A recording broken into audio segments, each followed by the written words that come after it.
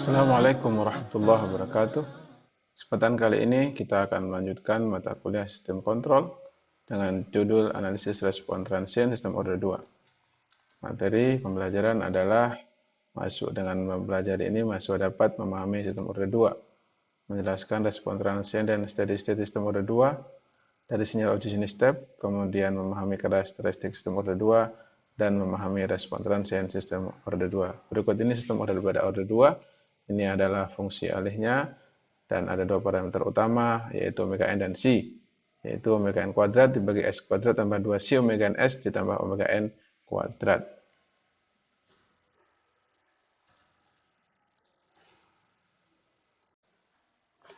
Baik, kita lanjutkan pembahasan sistem order 2. Jadi kita sudah mengetahui bahwasanya fungsi alih daripada sistem order 2 bisa digambarkan dengan persamaan ini.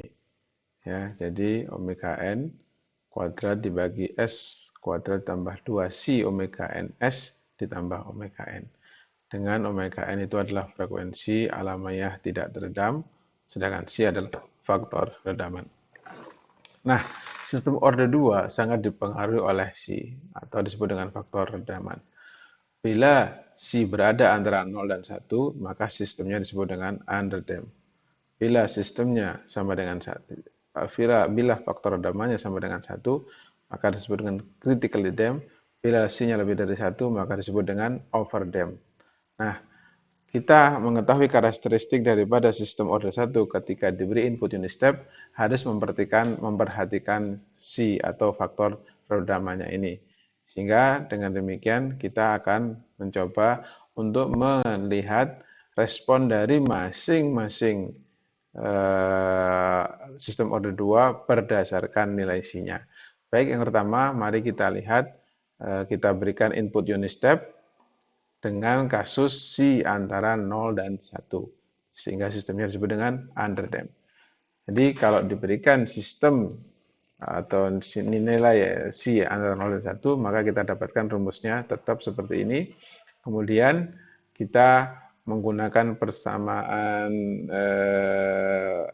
ini, fungsi alih ini, untuk kemudian kita RS-nya kita ganti dengan 1/S dan kita pindah dia ke sini. Nah, kita pindah ke sini sehingga menjadilah CS sama dengan omega n ini dan seterusnya dikalikan dengan 1/S.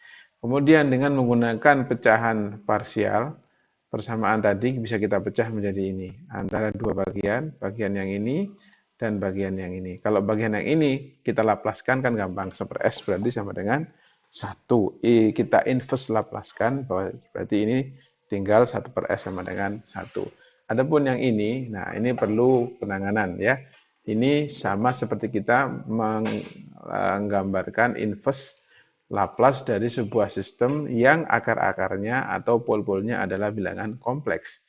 Sehingga kita harus memanipulasinya dengan trik tertentu, akan kita lihat seperti ini. Ya, kita akan dapatkan seperti ini, bahwasanya kita lihat, perhatikan S plus 2C omega N ini sebagai poinnya untuk mendapatkan pola sebagaimana sin atau cos, Laplace daripada sin dan cos.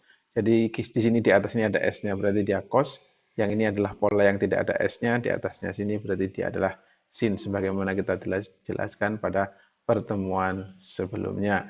Akhirnya kita juga menyederhanakan agar sini tidak terlalu ribet, maka kita sederhanakan omega n dengan omega d, yaitu omega d itu omega n dikalikan akar 1 min C kuadrat dengan omega d adalah frekuensi alamiah yang teredam. Adapun omega n adalah frekuensi alamiah yang tidak teredam. Dengan melakukan inverse Laplace, dengan melihat tabel transformasi Laplace, maka kita dapatkan CT-nya adalah seperti ini. Ya, 1 minus dan seterusnya. Dan bila kita sederhanakan, kita akan mendapatkan persamaan seperti ini. Untuk mendapatkan error steady state-nya, kita menghitung error. Error adalah nilai input atau referensi dikalikan dengan output nilai yang aktual. Dan kita dapatkan nilai error kesalahannya adalah persamaannya seperti ini. Nah, ini adalah untuk kasus C antara 0 dan 1 kita dapatkan persamaannya seperti ini. Nanti kita akan lihat bagaimana grafiknya. Kemudian mari kita hitung output daripada CT-nya ketika C-nya adalah sama dengan 1. Jika C sama dengan 1, maka kita bisa menjadikan rumusnya menjadi lebih sederhana, menjadi seperti ini. Dengan C sama dengan 1, perhatikan ini, C-nya sama dengan 1, sehingga menjadi S kuadrat ditambah 2 omega N, S ditambah omega N kuadrat. Itu sama saja dengan kita membuatnya S plus omega N kuadrat dikalikan S. Ya. Nah, dengan cara ini kita lakukan inverse transformasi Laplace balik. Sebelumnya ini kita pecah dulu dengan pecahan parsial ya. Pecah dulu, kalau sudah dipecah baru bisa kita langsung kemudian ubah dia ke bentuk inverse-nya sehingga didapatkan seperti ini. Respon ini tidak ada osilasi ya. Di sini tidak ada osilasi, beda dengan respon yang tadi di sini ada sin dan cos. Ya, ini jelas sekali di sini nanti akan ada osilasi. Ketika critically damped di sini dari persamaannya tidak ada osilasi. Nanti kita akan lihat. Adapun yang overdamp, kalau underdamp itu tidak kurang teredam, critically damped itu biasa, adapun overdamp itu sangat teredam. Nah, kalau sangat teredam berarti sin-nya lebih besar daripada 1. CS-nya bisa menjadi kita uraikan menjadi seperti ini. Ketika sin-nya dia lebih besar daripada 1. Ya, dengan melakukan inverse Laplace daripada persamaan ini, ya ini perhatikan, maka kita akan mendapatkan CT-nya sebagaimana ini. Ya, kita dapatkan CT-nya sebagaimana persamaan 5, 12 dengan asumsi S1 adalah ini dan S2 adalah ini. Ini lebih kompleks daripada sebelumnya. Ya, ini hitung-hitungannya. Nah, mari coba kita lihat bagaimana respon daripada sistem di masing-masing keadaan ya. Perhatikan, ini adalah respon dari sistem dengan kondisi dengan kondisi yang berbeda-beda. Untuk C yang lebih besar daripada 1, contohnya adalah C yang sama dengan 2, maka kita mendapatkan di sini outputnya sangat redam. Perhatikan ini sangat redam. Ini adalah ketika C-nya adalah lebih besar daripada 1.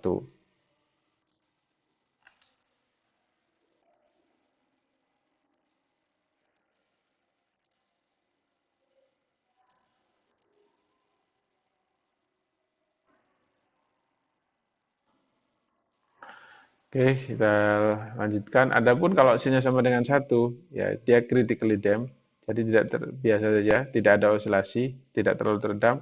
Adapun jika sin-nya antara 0 dan 1, kita perhatikan, semakin kecil sin-nya, semakin dia mendekati sinus.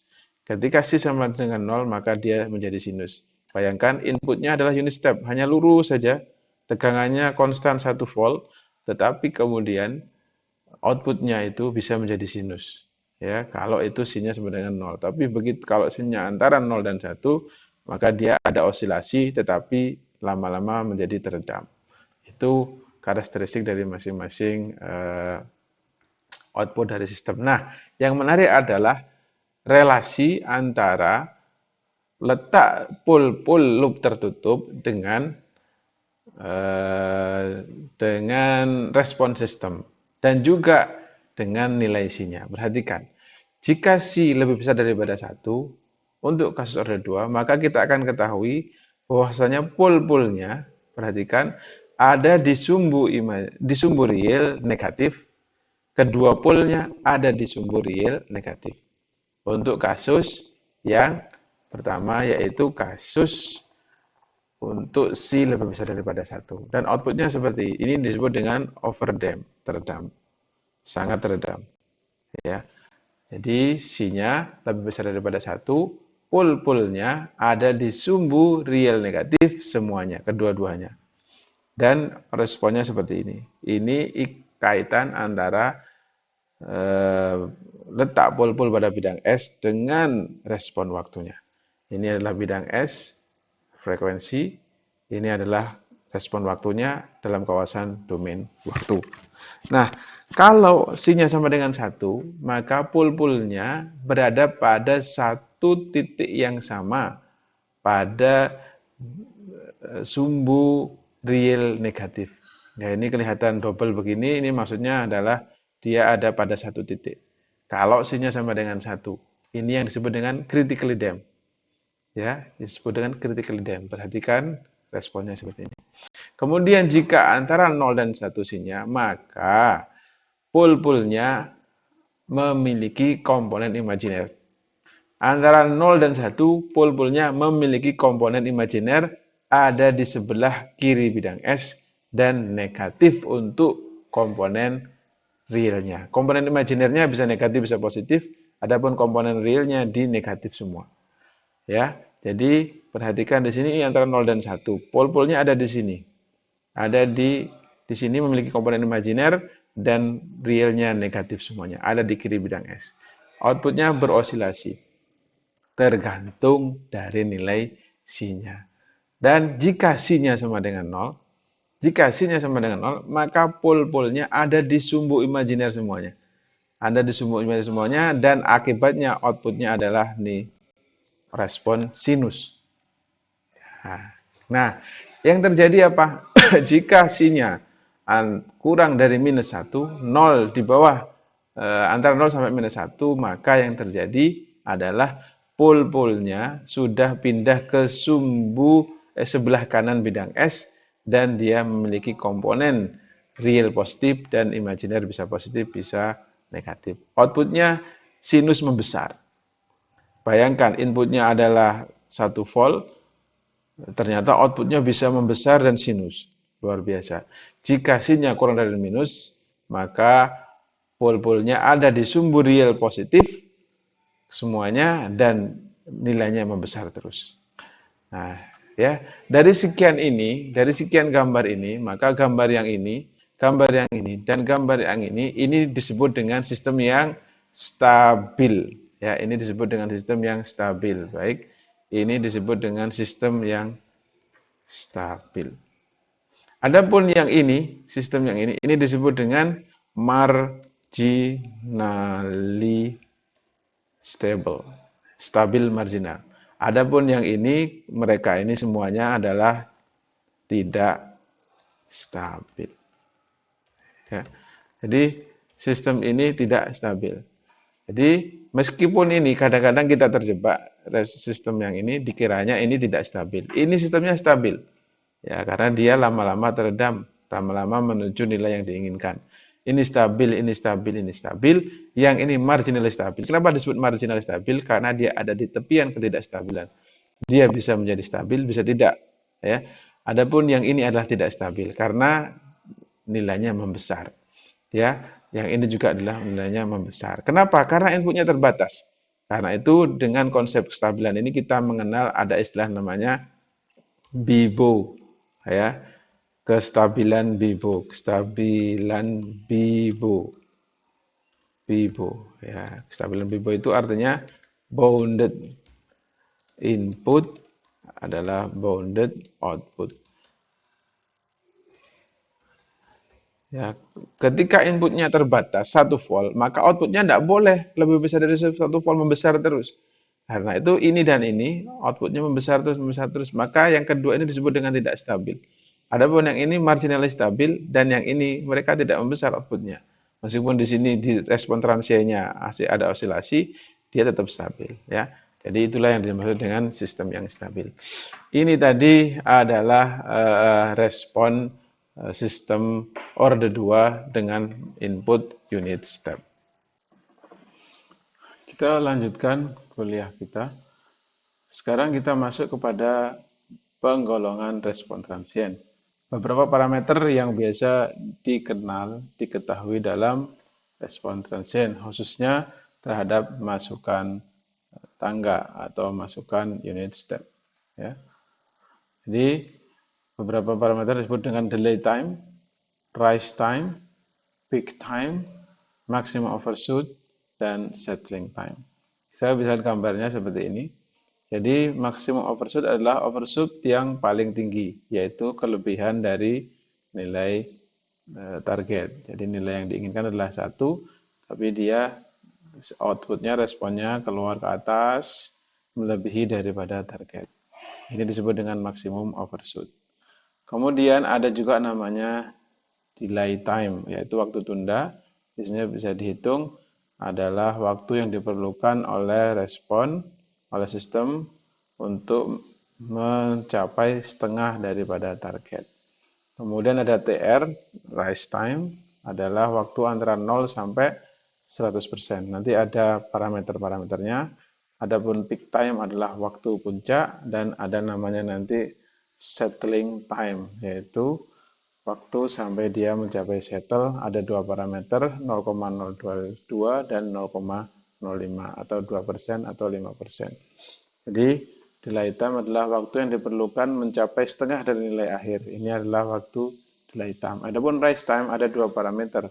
Waktu yang diperlukan naik dari 10 sampai 90%, atau 5 sampai 50%, atau 0 sampai 100% dari nilai akhirnya. Jadi biasanya yang dikenal adalah ini beberapa yang biasa digunakan, tapi detailnya untuk under dam biasanya kita gunakan yang ini, kalau over dam kita gunakan yang ini. Kemudian ada namanya peak time, adalah waktu tadi sudah kita jelaskan gambarannya, ada overshoot juga sudah, ada juga persentase overshoot. Settling time, ini settling time, waktu yang diperlukan untuk mencapai dan tetap dalam sebuah rentang nilai akhir yang ditetapkan oleh persentase absolut, bisa 5% atau 2%. Jadi ketika output respon sistem, kita buat batasan, bisa jadi 2% seperti ini, atau mau 5%. Kalau ini kan 2% dari 1, 0,02, bisa juga 0,05 atau 5%. Kita batasi apakah responnya setelah masuk tidak keluar lagi, maka itulah yang disebut dengan ini. Di sini ini disebut dengan settling time.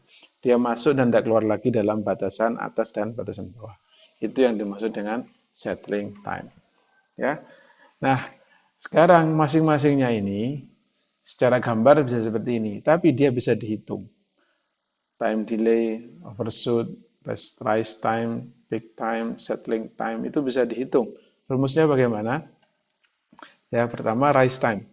Ya, rise time ini rumusnya adalah kita bisa melihat anggapannya bahwasanya dia waktu saat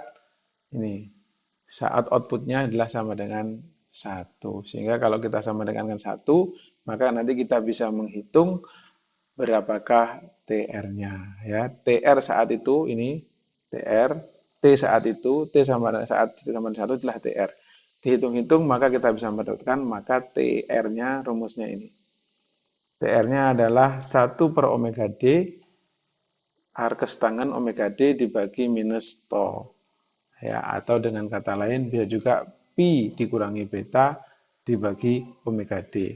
Nah, paling gampang adalah rumus ini menghafalnya, pi dikurangi beta dibagi dengan omega D. Omega D, ingat tadi faktor frekuensi alamiah teredam, yaitu omega n dikalikan akar 1 min si kuadrat. Ya. Itu daripada definisi omega D. Nah, sekarang mari kita lihat pi tahu 3,14. Beta itu bagaimana? Kita lihat gambar ini. Jadi beta ini adalah sudut yang ada di sini. Kalau ada sebuah pol di sini titik, ya, maka kalau kita tarik ke sana, maka panjangnya ini sampai sini itu adalah omega D. Panjangnya adalah omega D. Omega D adalah rumusnya ini. Omega n dikalikan akar 1 min si kuadrat. Adapun panjangnya di sini itu adalah namanya tau. Ini tau. Atau si omega n. Tau sama dengan si omega n, omega D sama dengan ini. Panjangnya ini dari original sampai ke titik ini itu disebut dengan omega n. Ini sudutnya adalah beta. Jadi sudut antara sumbu real dengan titik polnya. Ya. Jadi kalau ingin mendapatkan TR, pi dikurangi beta, berarti beta dapatkan dari rumus ini. Atau bisa melihat gambar di sini untuk mendapatkan beta. Ya, itu mencari TR. Kemudian mencari TP. Ya, mencari TP adalah waktu saat puncak. Ya, kita bisa turunkan CT-nya terhadap waktu, maka waktu saat dia diturunkan sama dengan 0 itulah waktu puncaknya. Ini rumus untuk mendapatkannya. Maka kita bisa mendapatkan rumus daripada waktu puncak adalah pi dibagi dengan omega D. Omega D adalah tadi omega n kalikan akar 1 1 min C kuadrat. Adapun maksimum overshoot adalah nilai maksimum saat dia mencapai overshoot. Berarti CT-nya dikurangi 1 ini saat overshoot. Nah, TP-nya kan tadi kita sudah dapat ini. Kita masukkan, kemudian kita dapatkan, kita hitung-hitung, maka kita dapatkan rumus maksimum overshoot-nya adalah ini eksponensial pangkat minus C dibagi 1 akar 1 min C kuadrat dikalikan dengan Pi. Kalau ingin mendapatkan overshoot dalam persen, maka kita tinggal mengalikannya dengan 100%. Kemudian yang berikutnya adalah settling time. Settling time atau TS itu tergantung tadi ya, kriteria 2% atau kriteria 5%. Ya, untuk C antara 0 sampai 0,9, maka TS-nya rumusnya kalau 2% berarti 4 per C omega N. Tapi kalau dia pakai kriteria 5%, maka 3 per C omega N. Untuk nilai C yang lebih besar, TS meningkat hampir linear. Ya, untuk TS yang untuk C yang lebih besar, TS-nya meningkat hampir linear. TS minimum 0,76 untuk 2% dan TS minimum 0,68 untuk kriteria yang 5%. Ya, itu tadi cara menghitungnya. Ini ada coba contoh soal ya. Berdasarkan gambar 5.5, sistem order 2 memiliki C omega C sampai 0,6 dan omega N-nya 5. Maka berhitunglah berapa TR, berapa TP, berapa MP, dan berapa TS. Sehingga tinggal menghitung saja rumus-rumusnya bagaimana, langsung dimasukkan aja. Kita tahu tadi rise time rumusnya apa? TR adalah Pi dikurangi beta dibagi omega D.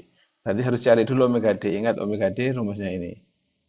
Nah, omega D adalah omega N dikalikan akar dari 1 min C kuadrat. Omega N-nya kan tadi 5. Nah, 5 dikalikan 1 dikurangi C-nya 0,6. 0,6 kuadrat. Kalau dikalikan dihitung dia dapat 4. Ya, kemudian sekarang Pi 3,14 ada beta kita belum dapat, omega dapat. Nah, sekarang kita harus mencari beta. Nah, rumusnya beta apa? Rumusnya beta, kalau kita lihat gambar tadi ini, nah ini ada gambar ini, maka kita bisa mencari rumus ini dengan menggunakan tangan ya. Kan tangannya kan ini omega D dibagi C omega N ya, sehingga beta inverse dari inverse arcus tangan dari omega D dibagi C omega N. Jadi bisa kita dapatkan rumus beta adalah arcus tangan dari omega D dibagi theta. Adapun theta rumusnya C omega N. Ini theta rumusnya C omega N ya. C omega N. Theta adalah C 0,6 dikalikan omega N 5 sama dengan 3. Maka kita dapatkan 4 per 3, arcus tangan 4 per 3, 0,693 radian. Kemudian kita carilah TR-nya 3,14 dikurangi 0,93 dibagi 4. Ini yang perlu diperhatikan bahwasanya yang digunakan untuk mencari TR itu bukan sudut ya, Pi-nya itu bukan 180 ya, Pi-nya ini. Pi-nya di sini adalah dalam radian, beta dalam radian agar tidak terjadi kesalahan. Untuk R kemudian dapatlah TR-nya 0,55 detik. Adapun peak time-nya, waktu puncaknya adalah tadi rumusnya Pi dibagi omega D. Pi 3,14 omega D, kan tadi sudah kita hitung omega D adalah sama dengan 4. Sehingga tinggal langsung ketemu sekian. Overshoot-nya rumusnya adalah E pangkat minus tau dibagi omega D kalikan Pi. Tadi rumusnya agak jelimet ya, sebenarnya kan dia sederhana ini. Ya, ini bisa disederhanakan, sudah disederhanakan sebenarnya. I adalah tau dibagi omega D dikalikan 100%. Sehingga kita langsung aja masukkan semuanya, tau-nya masukkan, sudah ketemu, omega D masuk, Pi masuk, ketemulah dia 95% maksimum overshoot-nya tinggi ya. Kemudian settling time-nya, kita pakai kriteria 2% atau 5%, sama saja. Kalau 2% 4 per tau, kalau 5% 3 per tau. Ya, itu parameter-parameter respon transien. Kita ulang grafiknya tadi. Jadi ini secara grafik seperti ini TR, ini TP, ini MP, ini TD, dan ini semua sampai sini adalah TS. Tinggal rumus-rumusnya sudah ada tadi dan bisa dibuka kembali di buku atau di diktat yang ada. Baiklah, sekarang kita coba latihan dengan memberikan kuis. Sebuah sistem responnya blok diagram seperti ini RS inputnya, kemudian CS-nya. Kemudian ketika diberi sinyal unit step, maka responnya akan seperti ini. Ya, ini ada pursuit-nya 0,254, ini adalah peak time-nya 3. Nah, pertanyaannya berapakah nilai K dan T? Berapakah nilai K dan T? Ya, jadi ini pertanyaannya. Silahkan dikerjakan. Terima kasih.